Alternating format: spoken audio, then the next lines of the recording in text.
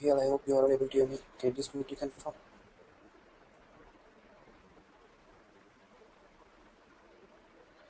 Here, can you able to hear me? Can you please quickly confirm every?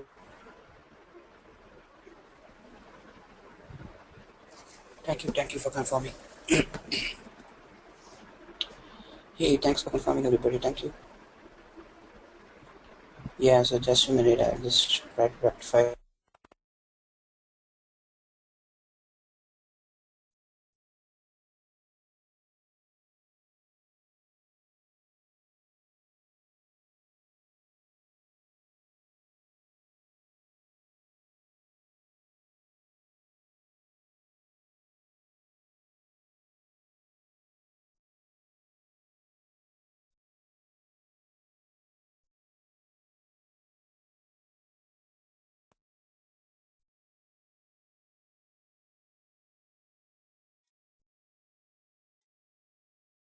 I hope it's clear now, Arjun. It's clear now, Bharat, and I think there's no more disturbances, right? Am I right, Bharat? Okay, so yeah, thank you for confirming. Thank you all. Yeah. Okay, so thank you for everybody for joining the session today. So today's session we are going to discuss on why Spark and we're just totally going to discuss on why Spark and Spark beyond MapReduce. So that's what the target of the session today. So before even beginning the session, so myself, this is Sagar here. So I am an Hadoop expert, and I am in the big data environment for a long period of time. So I'm teaching at Edureka for almost more than a year, and I completely involved in big data expertise field, including from Spark, Mahout, Hadoop, and rest of the things. Okay. So this particular topic which we are going to discuss today is going to primarily focus on why Spark and what is the use of Spark and how Spark can replace the most promising feature called as MapReduce. Fine. So even before beginning the session, so just a note about Edureka. I think everybody is aware of what Edureka is all about, right? So Edureka is one of the most global online training provider in the market today, and also we have a very strong support for 24/7, so you can get back at any point of time. And whatever we are going to discuss today, the code and the presentation will be provided to you all. So one never needs to worry about it. Okay. Fine. So one never needs to worry on this. So with this, let's go and start discussing on today's topic. So I hope everything is perfect, right? Everybody's having any issues? Yeah, fine. Okay, so let's go ahead and start understanding Spark. Okay, so it's been some time you have been keep on maybe most of the participants have been keep on hearing what is Spark and why Spark, right? So to put in a very short form, okay, to explain what is an Apache Spark, so I can put in very simple note that compared to a MapReduce, a MapReduce is a typical batch-oriented in the sense lot of IO operations happens. So for an instance, so let me go with the diagrammatic representation so you can understand it better.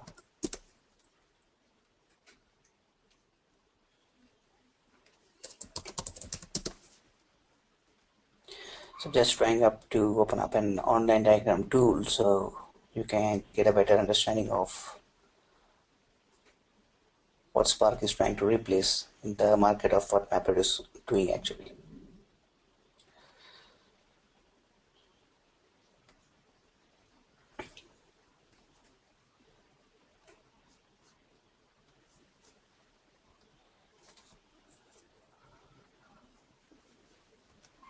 Okay, so meanwhile while it opens up, so let me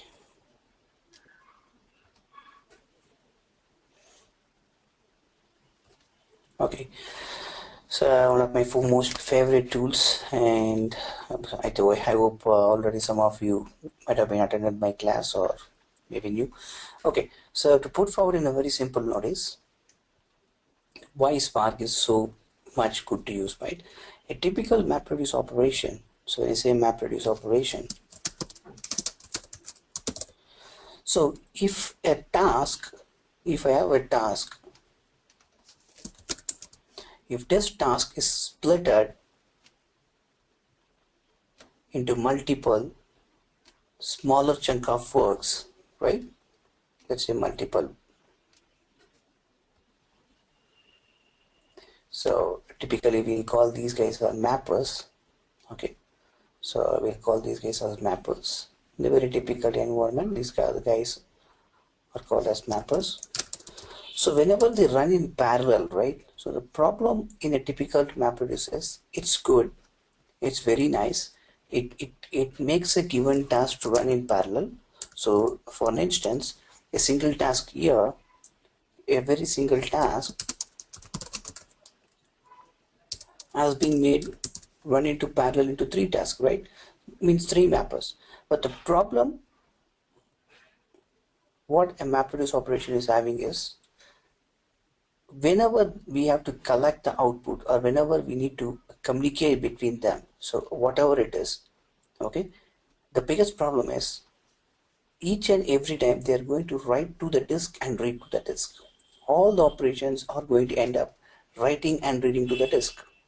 So this is a problem because writing each and every time to the disk and reading from the disk is going to be a very costly operation, right? Technically it's not going to be faster. It is not going to be faster because you can't expect each and every time to write and read from the disk, so which might end up in a lot of IO operations, right? So a very typical, it might take a longer time for complete any particular job. So Spark comes up and puts up a very simple diagrammatic approach. The same thing what Spark says is, I'm going to follow the same pattern. There's nothing going to change. Okay. So we are going to take the same task.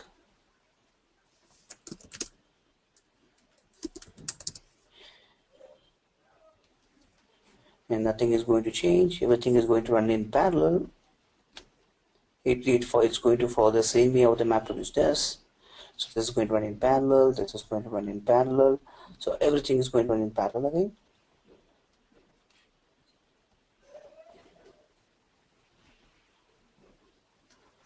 But the final output instead of disk is going to be in all the transformations, everything instead of disk it's going to happen in a very interesting place called as the memory. So now what happens, instead of reading to the disk, everything is going to be as part of your memory itself, right? Every single thing is going to be part of your memory itself. So this is as part of memory, this is as part of memory. So Spark steps up and says only one thing. I'm going to follow the same pattern of how a typical MapReduce operation works, right? So in a very typical MapReduce operations, a given task is split into parallel task, it's parallel process, but the communication is going to happen entirely via the disk. So whenever you want to collect an output from one of the process, you have to go with the disk. So which might end up a lot of IO operation. So instead, same thing when Spark comes up, it says the same task, I'm going to split into parallel process. Okay, but once it has been split, from there, it's everything going to happen in memory. It's a very important thing, right? It's going to happen in memory, so which is typically going to be extremely faster, because as we are all aware, okay, and anything is going to happen in memory is extremely faster compared to other things, right? Okay, so as simple as that. So one of the most important thing you all have to understand, apart from this, there is nothing special or which whatever the MapReduce can do, same thing. Sorry everybody, same thing as Spark can do. There is no such restrictions. In fact, Spark can support several other features. When I say several other features, so like Spark can also support something like SQL. Spark can also support the machine libraries. Okay, Spark can also support Giraffe. Okay, apart from this, the core MapReduce engine, Spark can support even Kafka. Okay, Spark is having support for all the other things. Okay, so that's to put it in a very short form.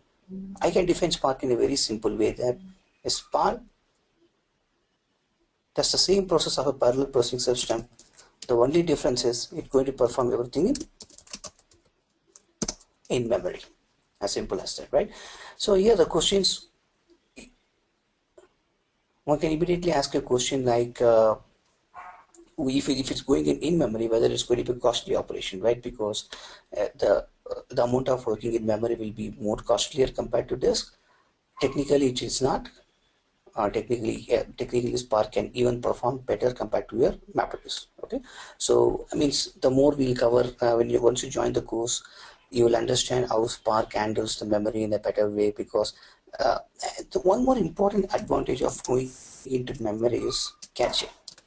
Right, cache is another important feature, because whenever you're putting something in cache, so you can reuse it effectively. You don't need to re-perform the operation again and again. Okay, so so this is overall, that means the most easiest way of understanding Spark. Could try to put in a very easy way. Okay, do you mean memory RAM on the data nodes or name node? Okay, so technically on the data nodes, Bharat, right? Technically on the data nodes, correct? Roughly the operation is always going to happen on the data nodes, right? Fine, Bharat. Okay, so one of the most important question is whether, if I am the most of the people ask this question, right? If we are currently using MapReduce, can we migrate to Spark? It's a very important question, right? Can we migrate to Spark? The answer is yes. Why? Because Yarn supports Spark. So in a typical Yarn, at the same time, you can run MapReduce as well as Spark. So to clarify this very fast, and to show the growth of how much Spark is typically growing, so let us go and do one more thing. Let's go to Google and let's try to, I just show you the repetition of how much Spark is having, right? So if you are trying to download an Apache Spark, so one can typically see, okay, one can typically see the amount of release the Spark is basically having. You can almost see it's every single month. Okay, it's happening almost for every single month, correct? It is like it's the most fastest growing or the most lightning faster computing systems. Okay, so going back to the slide, even before going for some of the examples, you can understand, right? So that's what we are trying to discuss, the strength of the MapReduce and what MapReduce is all about, right? So it will see in a technical way, one has to understand Spark is extending MapReduce. Okay, so people suddenly think Spark is something new. It's not like that. Spark is extending MapReduce and providing the in-memory computing system on top of it, which makes it very much familiar to use with all other components. Okay, so now the limitations of MapReduce, as we discussed, it's going to be extremely slow, because see, in a very, for instance, if you are going for an iterative algorithm, so when you say I'm going to go for an iterative algorithm kind of process, so you can think the same work you are going to do again and again by writing and reading from the disk. Okay, that's one of the important features, right? So going back, and these are things we all discussed, right? So one of the another important thing, okay, so we understood what is Spark and why we require Spark, etc., all those kind of things, right? So another important aspect of the Spark is, the most important question to be answered is Spark is going to do this? Spark now cannot afford what Hadoop does. Means, as Spark, right, a typical Hadoop says data replication,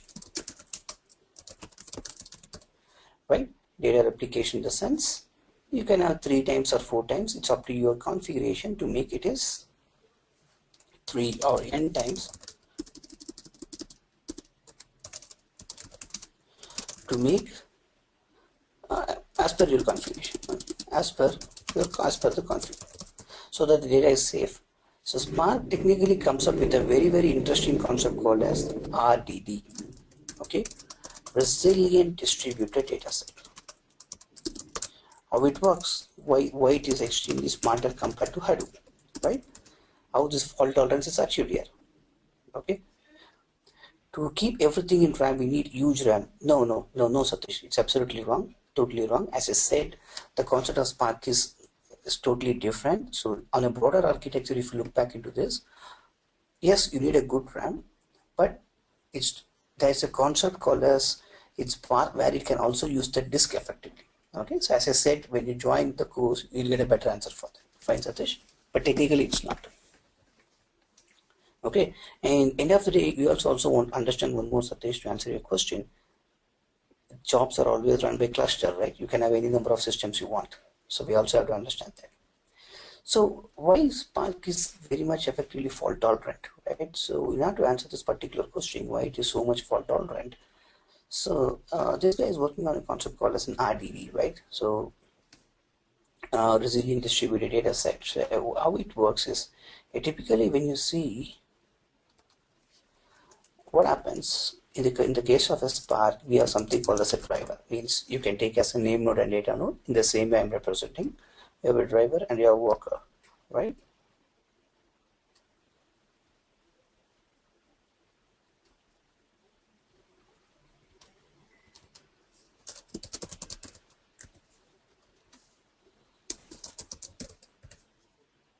So this guy is going to work in a very different approach compared to the way it works. So for instance, let's consider you are going to perform an operation. Okay, you're going to say, let's say you're going to find top 10 employees. So what it does is basically it writes out the steps. So what it does, it writes out the steps like read the input files,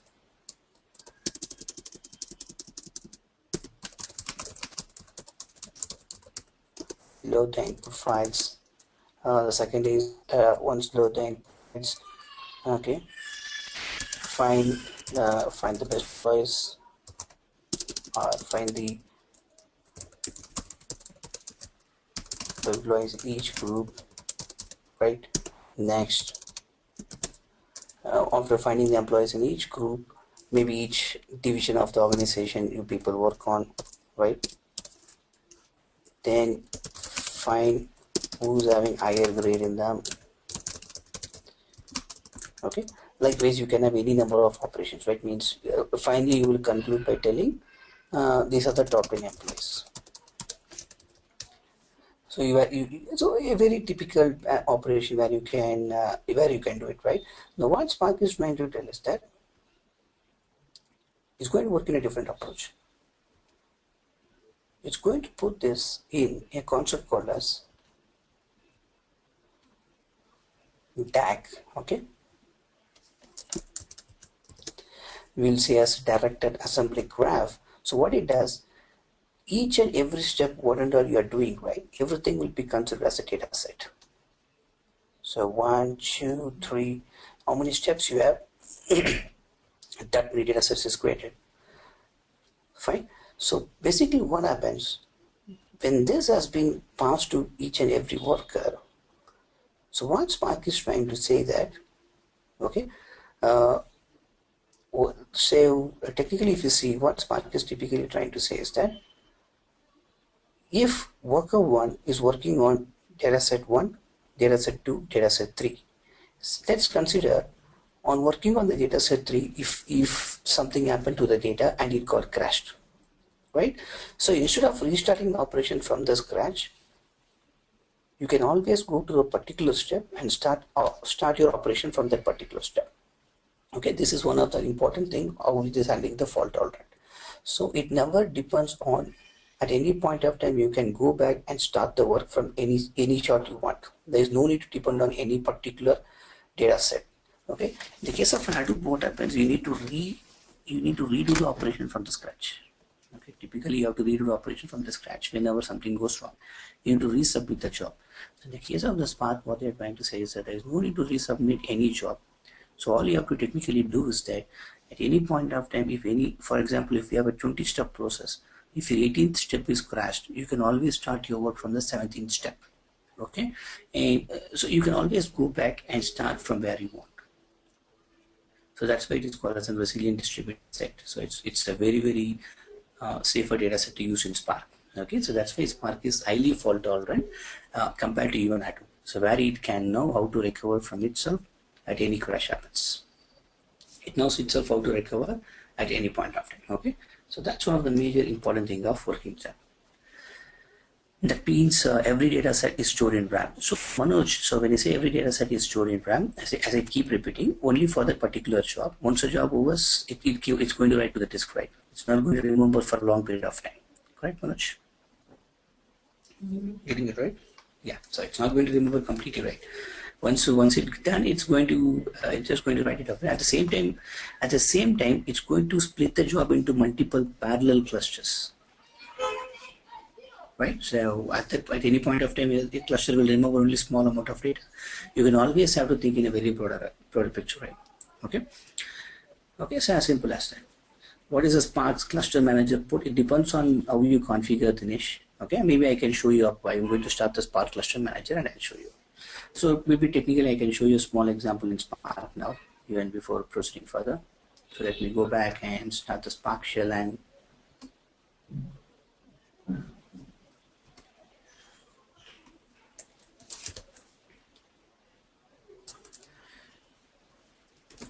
so let me cross-verify whether Spark has been started. Okay, but does Spark support transactions as well? Can I do pointing typically Kunal, transactions are not still. It's not a Spark issue as such. Transactions are something which we never consider in any big data environment. There is support to an extent, but not like a rollback operation that in you can't do in the case of your data environment. Fine, Kunal. It is OLAP, right? So let me just start up the Spark cluster and I'll show you the Spark cluster as well as the rest of the things.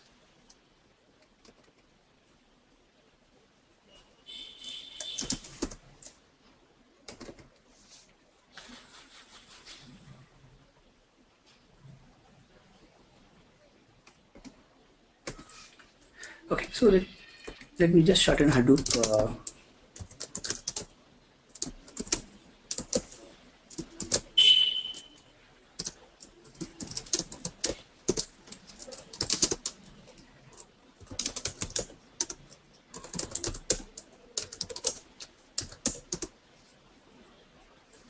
So I'm just starting Hadoop support. So meanwhile, you guys can post your questions too when at the time it starts.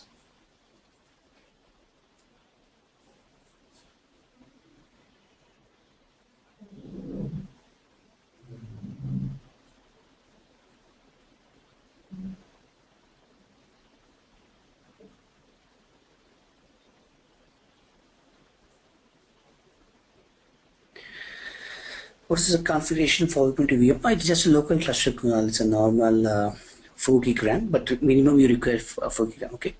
Hi, why we need Hadoop here? Okay, Shabu. So one thing you have to. It's a very good question. So you have to always understand. Okay. No. So just I'll try to say. So you all have to understand this very clearly. That let me go back to the diagram. So technically, in what happens in most of the places, Hadoop can be broadly classified, correct? So one is the storage,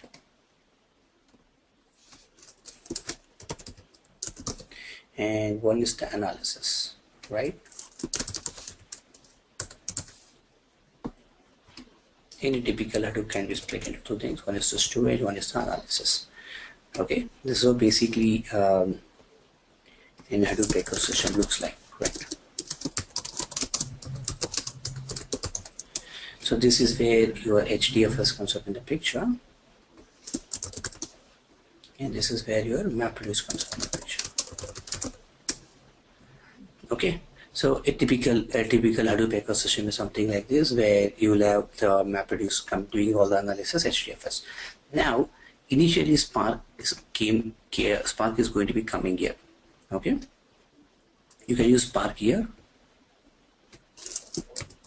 Okay, this is how typically you will do, where you, instead of writing your MapReduce code, you will use the Spark as a framework inside. Instead of MapReduce, you will use it and you will just start using it. Okay, so when you go and look into the Spark downloads, so what they try to say is that they give you with pre-built Spark. So what they're trying to say, when you download the Spark, it is already set to run with Hadoop 2.6 or Hadoop 2.4. Okay, it's a vice versa. Fine, Dinesh. It's not a Hadoop ecosystem, but what Spark is trying to say, when you are trying to download this particular Spark, this is all set to run with the particular Hadoop version. Got it, Dinesh? Okay. Fine. Yeah. So you can do this. Now, what happened is, because of the performance of the Spark, so now this itself can do a lot of other operations too. Okay, so it can instead of doing only the MapReduce, it can also do the SQL job, machine libraries, etc. All the other things. So a typical environment looks like. One can understand only one thing. Now, what Spark is trying to also tell is, it is also coming up with its own storage system, etc. It's called as a Spark standalone cluster. You can also use this. Okay.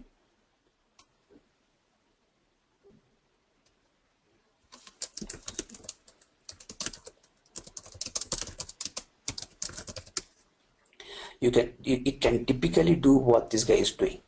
Okay, but in a very real-time environment, one can always see it to be part of your Hadoop ecosystem. Okay, so but end of the day, this is how a very real-time system looks like. And as I said, one never needs to worry about what is the support of how Spark is going to support Hadoop. There is no need to worry about this because of it's having a pre-built support. Okay. If Spark is this much stronger, what is the future of MapReduce? Is there anything where MapReduce has advantage over Spark? So Nilesh, one thing one has to understand is, if you have an excellent real-time environment, right? If you're in use case of using with a real-time environment, then you can go for Spark. But if you have something like a batch-oriented operation where you have more time to do, like 6 hours or 8 hours, right? Then you can always go for Hadoop because it's not going to be that much costlier as Spark. Right, because Spark is able to RAM, etc., all those kind of things, which is more suitable for your real-time scenarios, right? But if typically you have if you have so much amount of time to process your performance or job, then always Hadoop is the better choice, right? As simple as that. So what package type one should choose from this window depends on which Hadoop version you are going to use, and it doesn't mean this can be used only with Hadoop. You can use this without Hadoop too. Fine, Shabu. I'll show you the both things now. Okay. So because it is so tightly works with Hadoop, so they say Hadoop 2.6, 2.4, but it's not. It should be always part of Hadoop. Okay. What are the basic differences between Hadoop and Spark? Okay. Basic difference is, yes, Hadoop is batch oriented, Spark is in memory. Finish. As simple as anything Spark will be always part of your in memory. Anything Hadoop does will be always part of your disk, right? As simple as that. Fine, Dinesh. That's the most basic difference. So let's try to load a data from the Hadoop system now. So let me check whether Hadoop is started. Just going to show you how much fast Spark do the same MapReduce code. Okay. I just want to show you how much Spark. So first of all. Alright.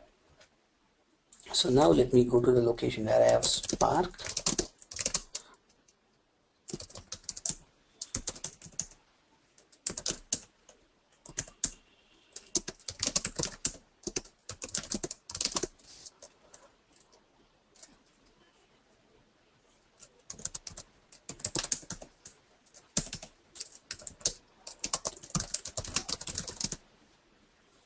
Okay, so one of the most important point is the Spark is completely developed with a language called Scala.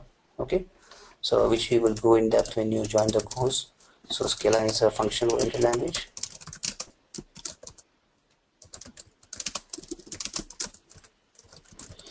Typically, if people have a background, okay, typically from people with Java background can always go and look into something called as lambdas, which always explains the in-depth of how Scala works. Okay, fine. Java 8, Java designing a feature called as lambdas. Okay, so basically now we are going to see Spark is going to run along with Hadoop. That's what we are going to see now. Okay, so let's go back and see that.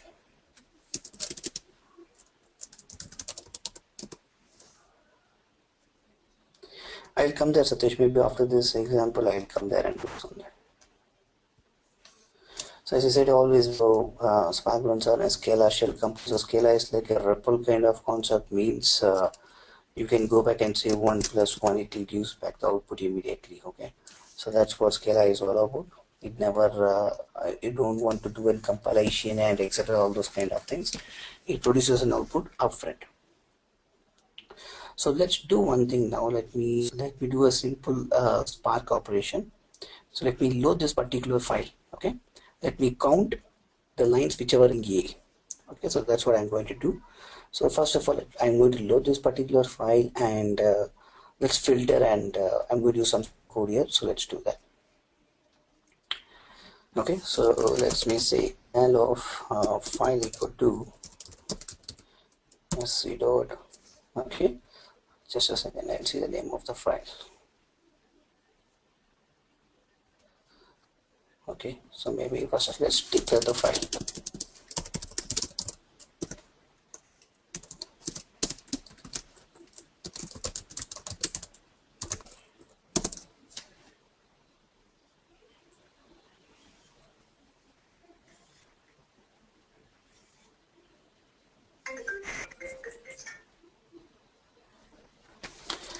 Okay, then let's go and say malloc file equal to /readme.md. Then let's read that particular file.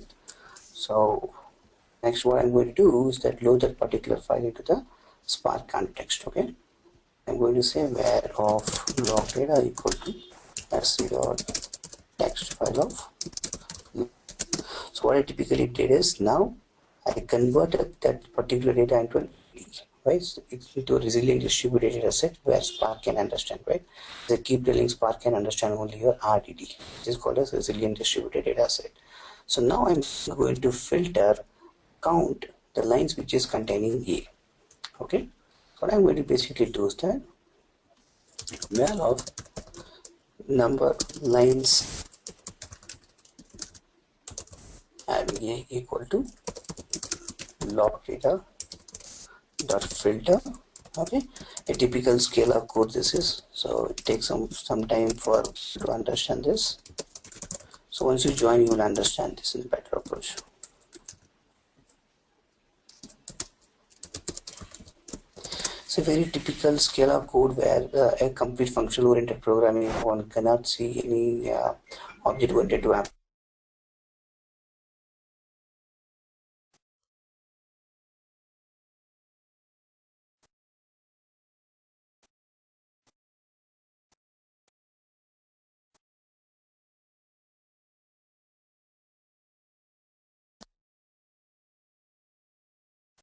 So let me go back and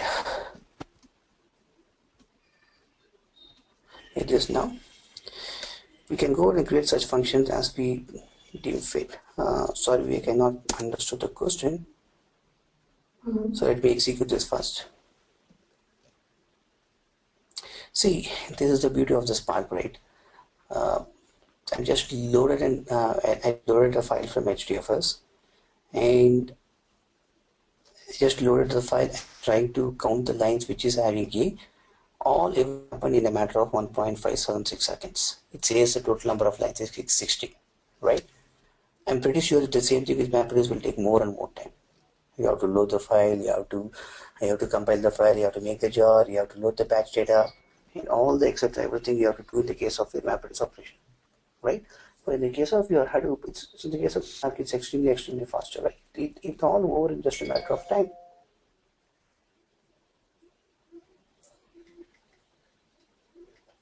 Okay, as simple as that, right? So just to show you how much how much Spark can work and how much faster Spark is easier to use, right? So it is so much impressive in the performance and the speed. And believe me, most of the real-time data is going to keep the size is huge. How can we load the file out? Okay, Abhit, as I said, right, to answer it better, the complete Spark architecture works in a very different approach compared to this. Okay, I can explain it further. Means as I said, once you join as part of the course, that question will be answered in a very better way. But to tell you a straightforward answer, okay, Spark is also having a concept of how to use the disk better. So if it is not able to load in the RAM, you can also use your disk in a very better way. Got it, Abhishek? You can even do that. So I never need to show you on that. So if it is fine, Abhishek, is it answering your question? Yeah. So it doesn't mean, so see, one thing you have to understand is never ever come back and think like if it's going to load everything in RAM. If it is not able to load in RAM, it's always having a better opportunity how to use the disk also. Okay, but you'll try to perform everything in RAM.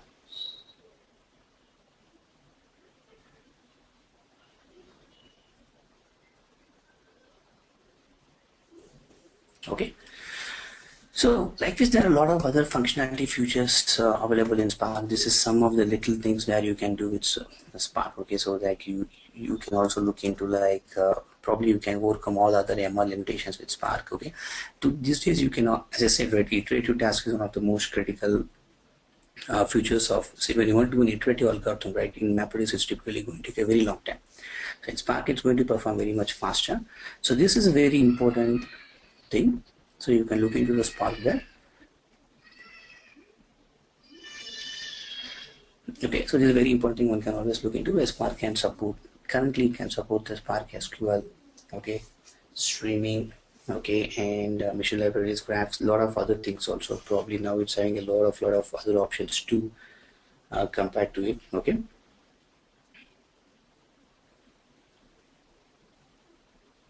Fine. So in this, the most important feature is something called as Spark SQL, which is typically has been getting a very bigger attraction in the market today, to be really frank. Okay, Spark SQL is something what has been used every these days, and streaming is something, for an instance. So I just put you where streaming is going to. Okay, how the entire data will be loaded into nodes in memory. No. Srinivas says the data loading is going to happen the same way of how Hadoop works. Instead of loading in the disk, it will load into the memory.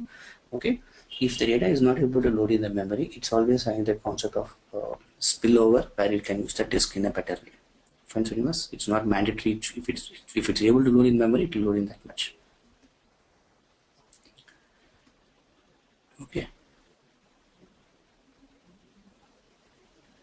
So let me put up a very simple thing of Spark streaming.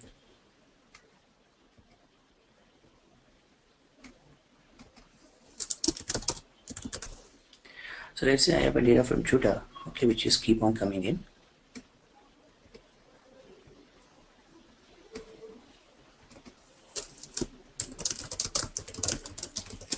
So Spark streaming is a concept where, as the data is coming from tutor on a very real-time basis, right? It's going to be coming in a very absolute real time, right?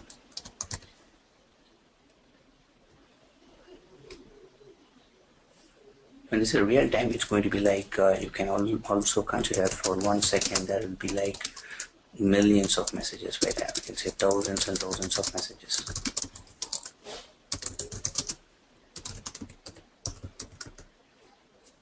So Spark streaming, what you can do is that you can take the tweet technically, okay, on the real-time process, on RT.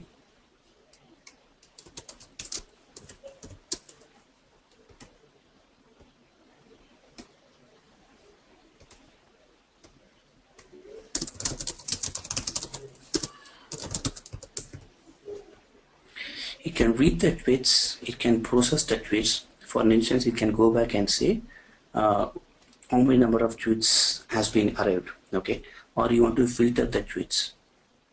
For example, all the tweets are coming on a particular topic called cricket, and you want to filter the tweets only on understanding of filter tweets based on country. So this you can basically do in Spark. So Spark is a very real-time streaming processing. So as the data is keep coming on, it can keep on providing any amount of filtering. Okay, it can keep on doing any amount of filtering, and once it does the filtering, it can write the final output to HDFS. It is a really real-time environment, right? So it can final output HDFS by telling it's on India.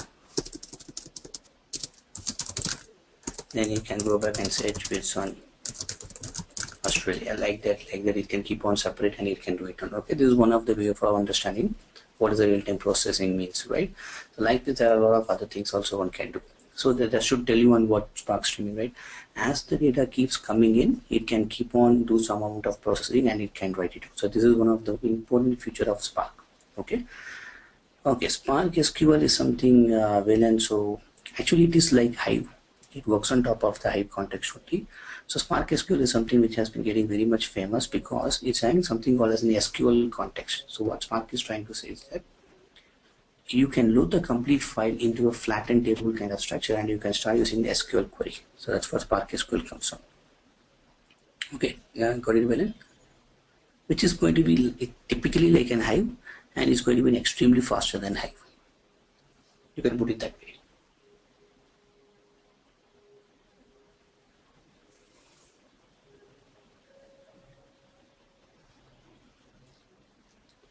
Yeah, as simple as that, it's going to be extremely faster. Okay, snipping program would be written in Scala. Everything says it's not technically used like your Scala. Means what I can say is that you can also write in Java too. It's not mandatory you should always do in Scala as such. You can always do in Java too. Okay, but Scala is the most heavily preferred. Spark SQL. This is basically a typical Spark ecosystem. Okay, Sushita, I'll just show you the Spark ecosystem now. Just show you now, okay? So let me do one thing. I will exit this out. Let me go back and show Spark master and worker. We start the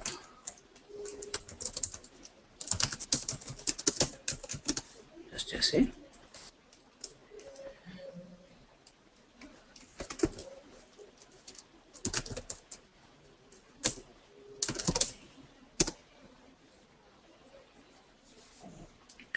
Just showing you the Spark's Hadoop Spark master and worker.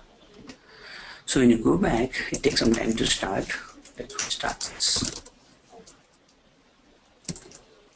But typically it takes some time to start.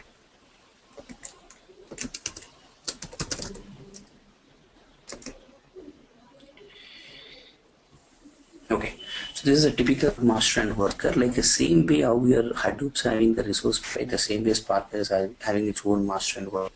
So once a job has been submitted, it can split the job into multiple works, and like a typical resource manager and node manager or a job tracker and task tracker, it will split into multiple process, multiple workers, and it can start performing on the same. Okay, just a very high level thing. This SQL same as SQL.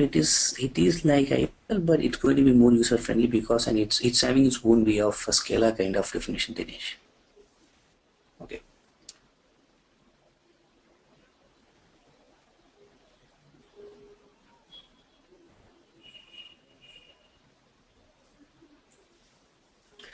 Other aspects of the Spark ecosystem are basically currently it's heavy support for machine library languages. Okay, and it's having a very, I can say typically when you go back into the Spark now, so Spark can be replaced MapReduce.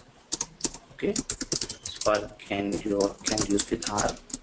Spark can be used with SQL. Spark can be used with machine language. Okay, and Spark itself is its own cluster, and etc. There's a lot of Spark design streaming, so which in time it can also support something like Kafka, Storm, okay, etc. All those kind of things, all the things. Okay, and of other things. There's no limit for this, and it's probably written in scalar. Okay,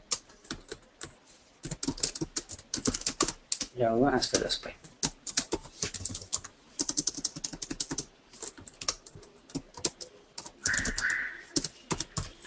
Mostly preferred is scalar. Okay, so the typical development environment will have at least 4 gig of RAM. Nothing. You should at least have 4 gig of RAM. Okay.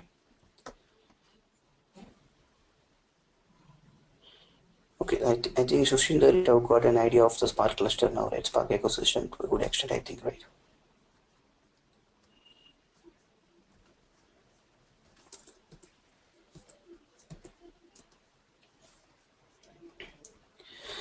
So if you see that right in the market today, you can see the Spark, what are the total APIs are in demand in the market. You can see this demand for MapReduce replacement, and also you can see the SQL 51%, as I said, is growing extremely in a very good ratio. Okay, and a lot of new also added in Spark. Okay, as that Spark machine learning pipelines or something very new features added. Also data frame is technically if you're from R, you will be very much familiar with it. Any questions?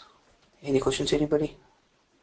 So you can join the course where we will be giving you more and more information on Spark, and you can also understand the in-depth understanding of Spark in a very better approach. Any questions from you all? Yes, exactly. You can also use Python code for doing in-memory analysis. Exactly, Vedan. Can you give some real-time examples? Spark is in use. Okay.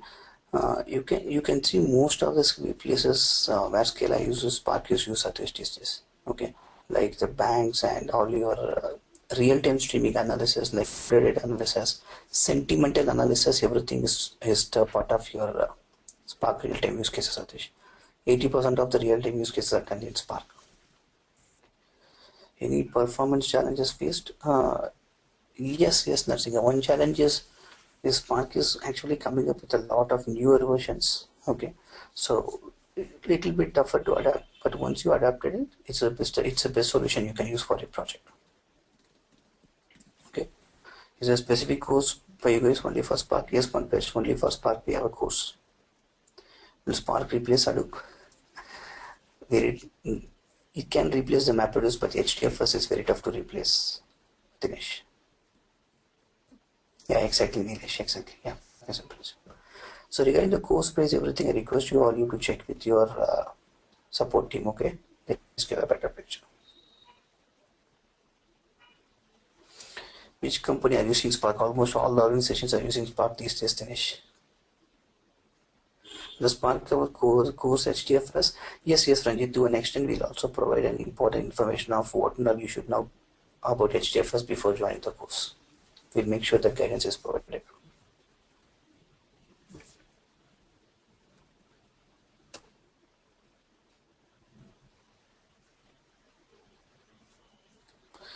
You can rush me, you can also get back the slide, okay? Don't need to worry about that. We'll provide the slide for you.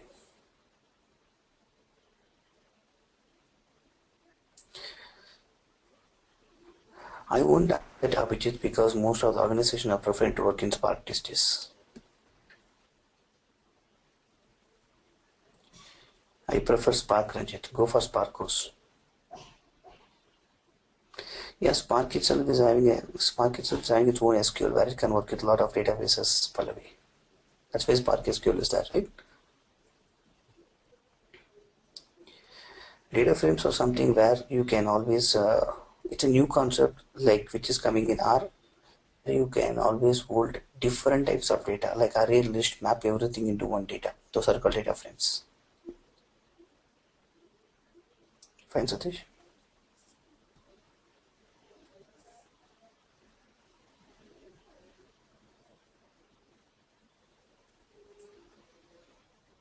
Yes, we'll be sharing the videos and everything, Aditi. Don't worry about that. Yes, Vedan, you can. Okay. How is memory management path that is taken by the cluster itself with ratio? No, never need to worry about that. The same way how Hadoop takes care, the same thing. Okay. Or is the analytics platform? Yes, nursing. It's very good for doing the analytics, and Spark having a good support for all. Duration of the Spark class is 4 weeks, Ganesh. 4 weeks, 4 weeks. You can go and start learning Spark itself compared to MapReduce. Okay. You can always check the cost with the support team, everybody. It's not mandatory to use Hadoop as an ecosystem nursing, but most of the things will work along with Hadoop. That's what the point I'm trying to say. Yes, we have real-time projects as well. We'll be showing how to work with the tutor, etc.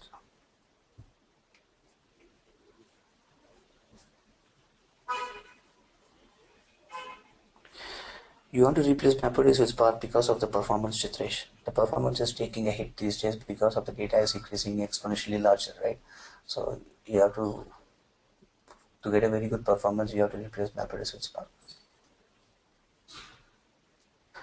Typically Eclipse and IntelliJ is enough nursing and no special ID is required.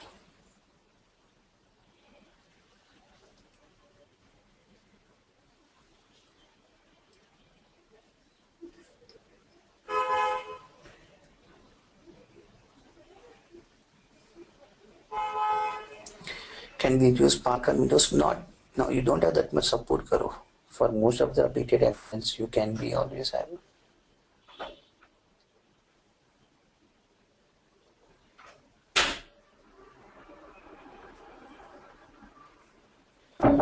Because technically, yes, I can say that, but it depends on the use case, Dinesh. We can't give it is. It depends on the use case, we can say.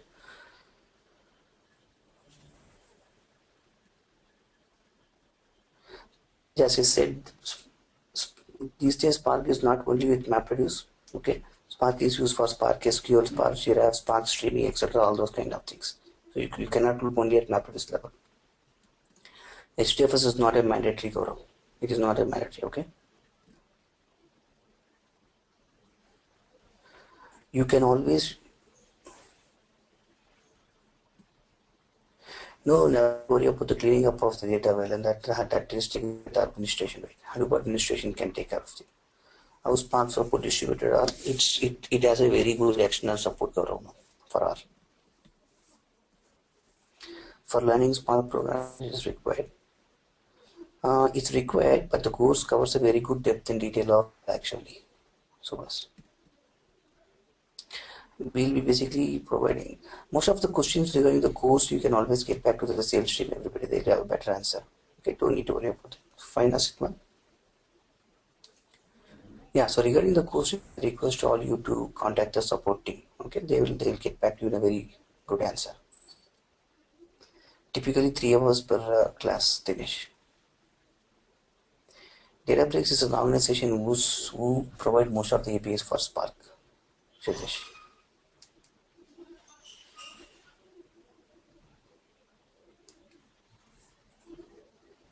Okay. Fine, everybody. So let's. I just like to wind up the course now because I have only limited period of time. Please post all your further questions to the support team. They'll reply back on the same. I hope you enjoy the session. Please keep on post your questions and the support team takes care of it. Okay. If I'm not able to answer your question, please post your questions also to the support team. Okay. Thank you all. Thank you very much for the session. Okay. Please keep your post your questions to the support team also. Okay. Thank you. Thanks everybody.